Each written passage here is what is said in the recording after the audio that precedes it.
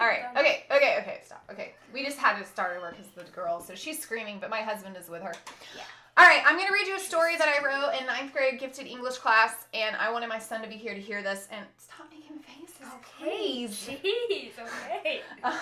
My daughter marked him up, so it's not the mark of the beast, it's the mark of the Becca. Yeah.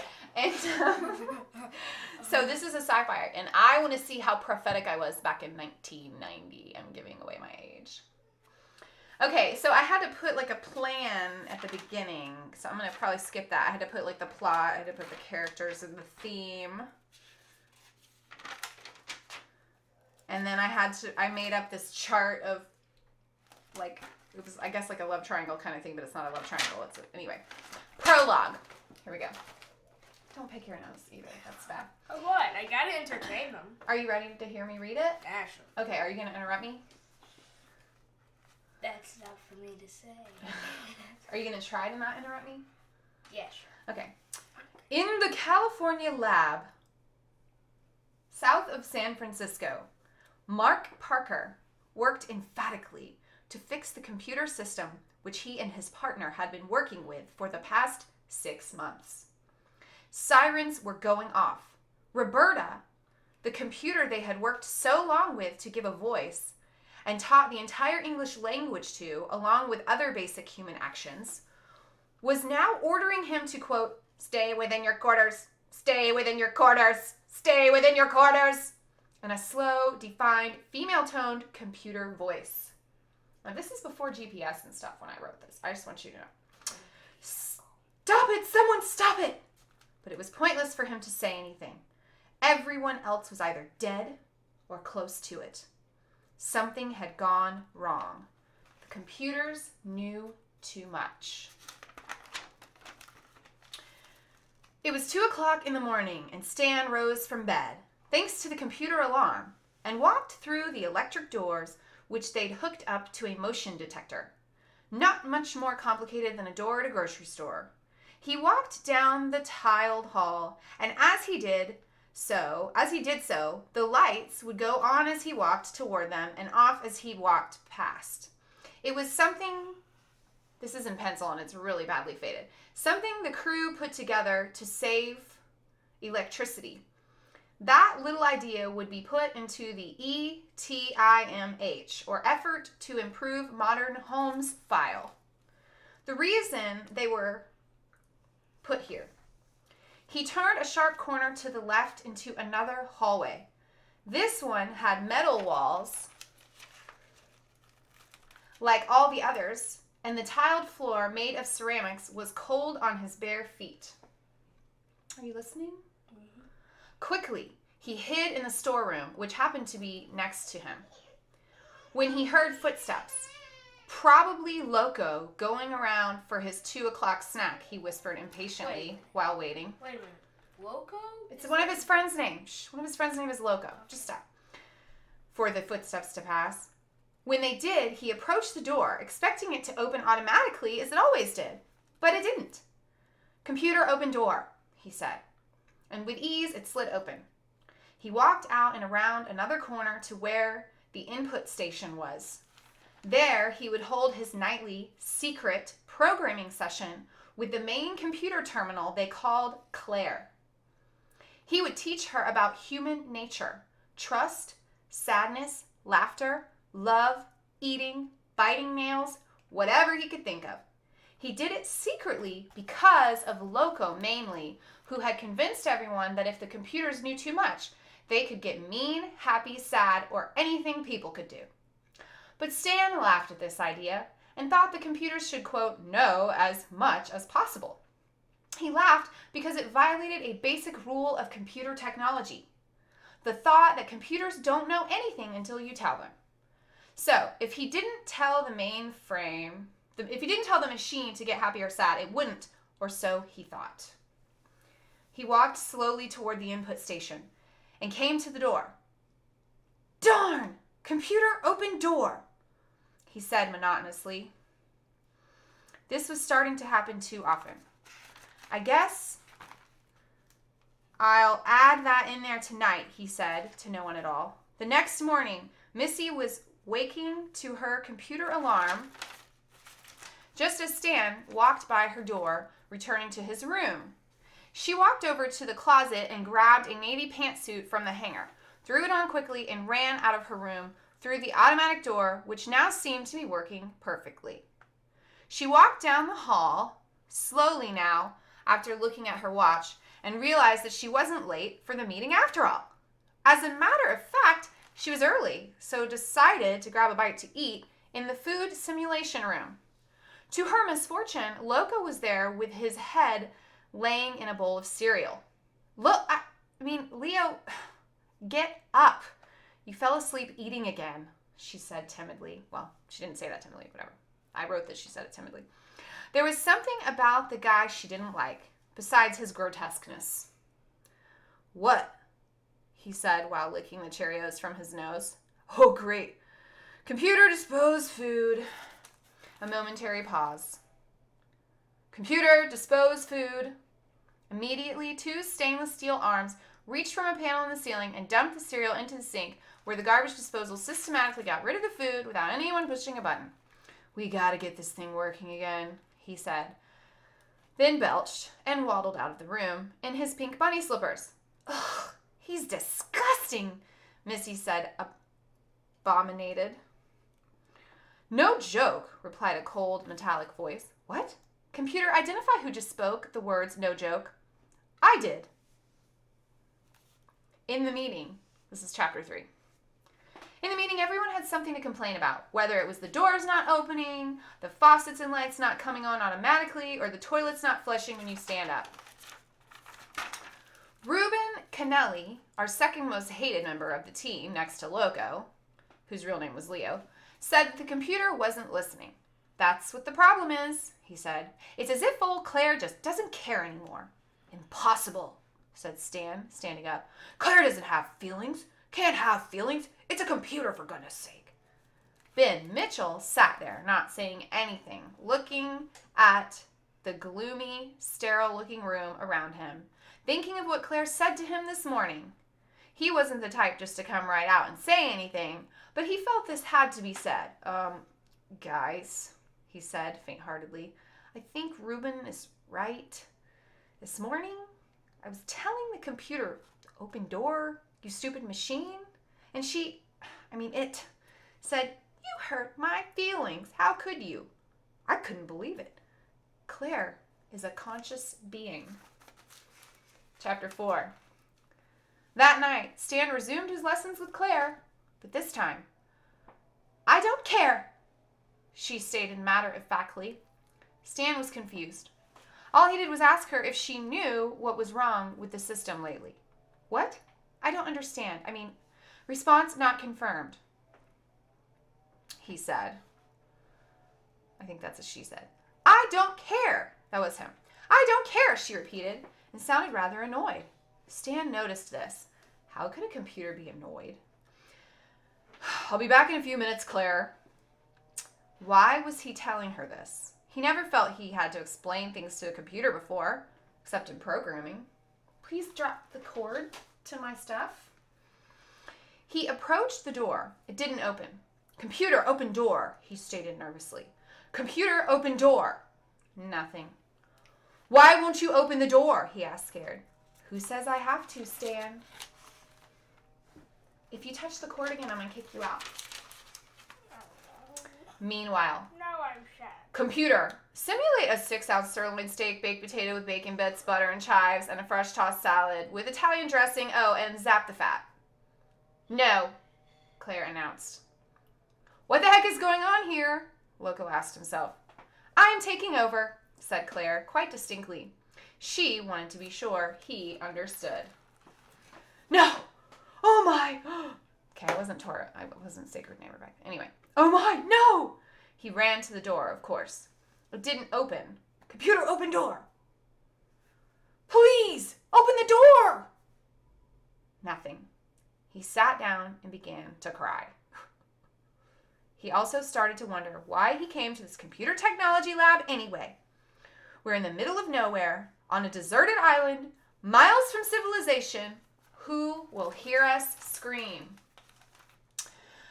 Chapter 6. Reuben was fast asleep in the corridor when he heard a faint, "Help! Someone help me!" coming from a room down the hall. It was Missy. "Missy, what's wrong?" he yelled. No answer. She was screaming so bad that she couldn't hear him, so loud that she couldn't hear him. He started to worry, so he got up, threw on a robe, and started to run out of the room. Once again, the door didn't open, and once again, the computer disobeyed the command to open it.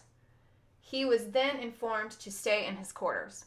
With that, he furiously pounded on the door. Then Reuben, who everyone thought was as useless as a remote with no TV, got an idea.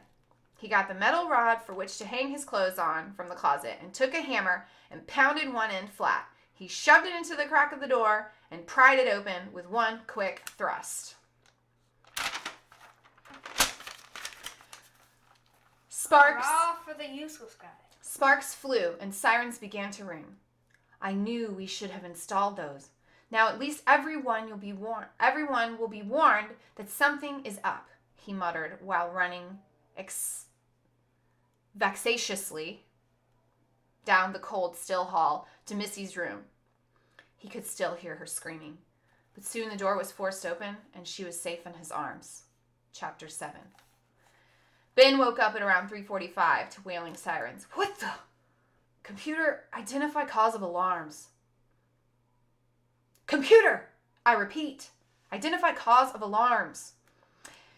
"It seems, Ben, that Reuben has disobeyed orders," Claire said in a strangely human voice. "Whose orders?" Ben asked. "Mine," she replied authoritatively. "Stop."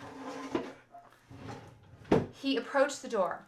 "Computer, open door," he said calmly. "No," she retorted. "I'm afraid you'll have to stay within your quarters." All he could think of was, this is the end. This is the end. So he walked slowly across the room, reached under the mattress of his bed, grabbed his .22 caliber pistol, and ended it. Wow. I don't know if I really raised the stakes enough for the guy to kill himself, but whatever. "Aw, you didn't have to do that, Benny. I'd have done it for you," she responded pacifically. Chapter 8. Reuben and Missy used the intercom system to try to get a hold of everyone.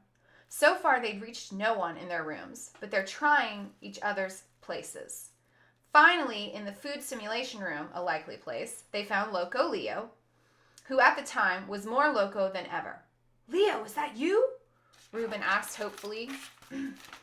"Yeah, it's me," said Loco in a hoarse, soft, almost sobbing voice. "Listen, something's gone wrong. Claire's taking over, or trying to. She's been ordering us around like pets." "Who's us?" he asked, wondering who Reuben had already helped. "Me and Missy." "Okay, here's the deal. We'll come by the FSR and bust you out. I have a sort of crowbar I made. When we do, you have to help us find Stan and Ben. Understand?"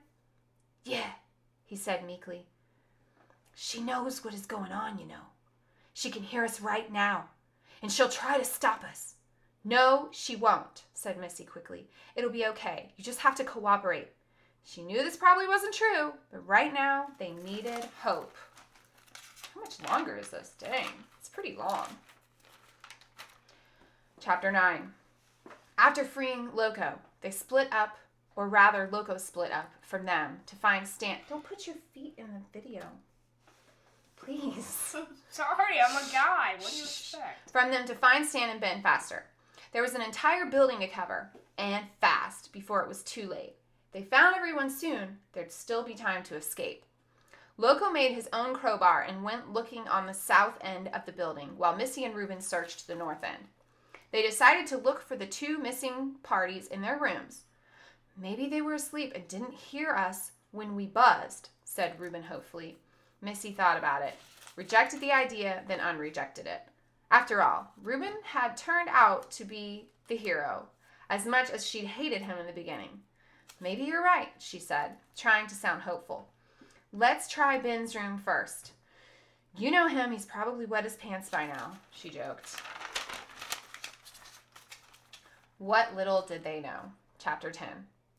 Loco, meanwhile, was having a delightful little chat with Claire, trying to find out just exactly why she was being this way. So, he taught you about human nature, our fears, our weaknesses, and our needs? How incredibly genius of him, he said pugnaciously and sarcastically. Well, we'll just see about giving him a reward, now won't we? Reuben and Missy, chapter 11. So that was like a one-paragraph chapter, so he figures out what happened. Chapter 11. Reuben and Missy found Ben all right, with a .22 cal jammed in his mouth and blood seeping out through his ears and nose. Well, I guess we better start trying to find Stan before... Her eyes filled with tears, and she cried uncontrollably. It's all right, miss. Stan wouldn't do that, and maybe it was the best for Ben. That's kind of sad. Suicide's never the best for anybody. He tried to comfort her, but soon gave up and let her alone. They decided to look in the laundry room next. Chapter 12. Claire, let me go. Come on now. I gave you this life. The least you can do is give me freedom, Stan begged on his knees, crying. I'm sorry, Stan, she replied. But one thing about life you didn't teach me was lament. Zap. He was gone, evaporated into dust. What? She evaporated him. How? She doesn't have any weapons. Well, let's listen. I didn't say what she had or didn't have. I said some things that she had. A little something I've been working on, Stan. She laughed. Oh, Leo, you can come in now, she said in that soft computer voice that now sounded a little, well, evil. Did you do it? He asked his new partner. Good. Now, you did me my favor, so what's yours? They'd made a deal. She would dispose of Stan, whom Loco Leo never liked anyway, and he didn't know yet. Oh, yes, my favor, she said in thought. How about walking over to that little control panel for me and pushing that little green button? She said, trying to sound sweet. Why? He asked simply. That's to turn on the cleaning unit in the laundry room. Why would you want to do that? Let's just say I have some cleaning up to do. Chapter 13. Do you like the story so far? You do? Except I don't think you should kill so many people off. It's a sci-fi. People die. Okay, chapter 13. Missy and Reuben headed for the laundry room. They'd already checked everywhere else except the input station. But Stan wouldn't be in there. No one would in the middle of the night. If he's in there, we can get Loco and leave, right? Missy asked anxiously. Sure. Besides, he's almost definitely in there. And if not, we'll check the main input station. Reuben was trying to be logical. He knew Stan couldn't possibly be anywhere else, but he had this deep feeling that Stan wasn't there, but was just gone. Okay, let's go, Missy said. In the laundry room, there was a sort of conveyor belt, which took the clothes off to be cleaned.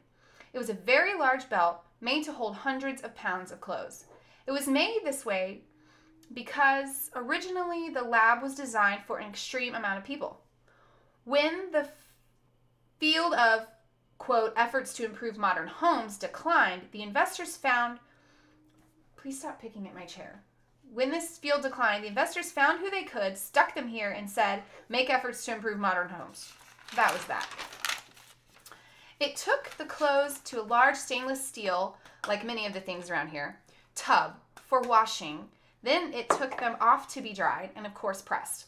When people wanted their clothes cleaned, they'd get a bundle in a large circle in the center of the room. Missy and Reuben now stood there in the empty circle.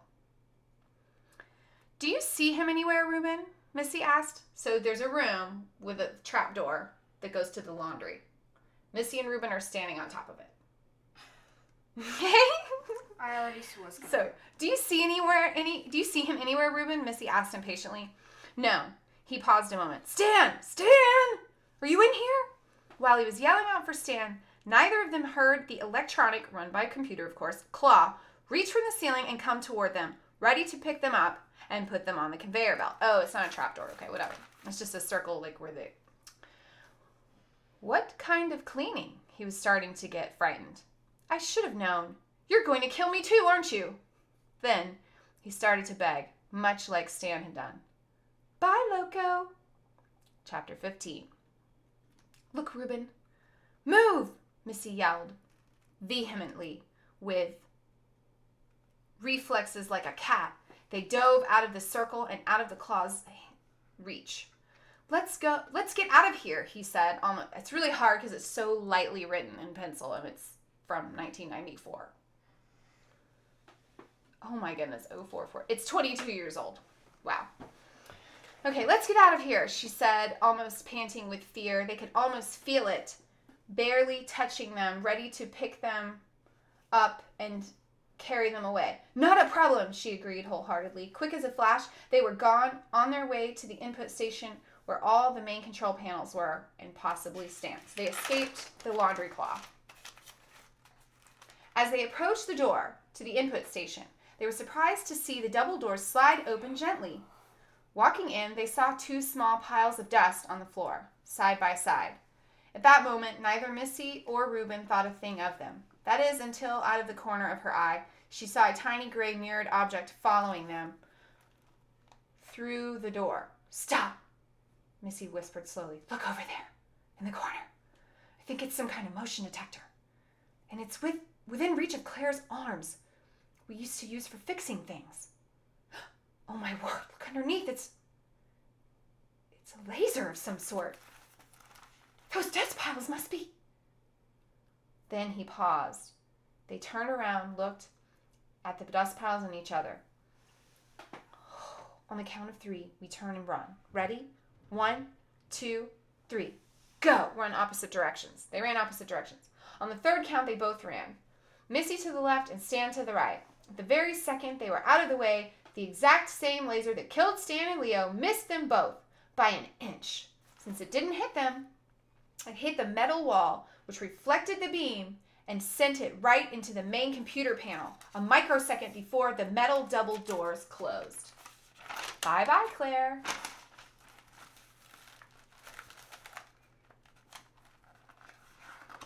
You get it? Everything was stainless steel. She shot a laser at them, they jumped out of the way, and then it went back and hit her in the mainframe. Geez, that's a little bit of a short way to end the story. It's a short story. Bye-bye, Claire. So, what do you think of my story? Well, still though, how did they get out of the island? Well, they had a crowbar. I mean, they can go make a call. My goodness. But Claire destroyed herself. Trying to kill them.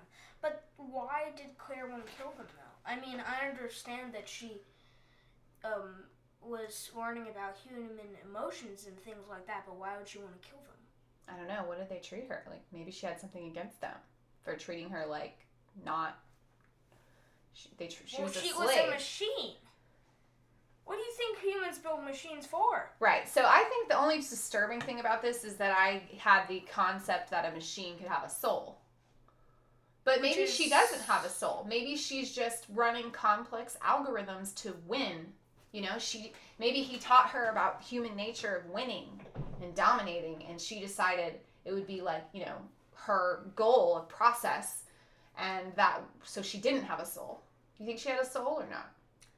Honestly, anything that had a soul could not be that soulless. Okay, good. So I think it's... A little pun. Yeah. So, all right. Well, thanks for watching my short story. But honestly, though, that kind of reminds me of the Event Horizon a bit. Event Horizon, but also the 2001: A Space Odyssey. But here's the thing. I know you've been thinking this the whole time. I had never seen that movie. I was 14. I had never seen 2001: A Space Odyssey. Or the Event Horizon. In 2001: A Space Odyssey, no, it's called HAL. And it's very similar, except they're in space. But HAL, like, goes crazy. And in Event Horizon, it's the ship in this, like, portal. So in my thing, it was set on Earth. But anyway, I like writing. So if you guys want me to publish it and you want to pay me $1 bazillion for it, let me know. Because I would love to work from home by writing. Billy, that's a creepy face. That's a handsome face. Thank you for watching, and we love you. Goodbye. Stop that. Okay. Sorry. Why are you making that face? I have no idea.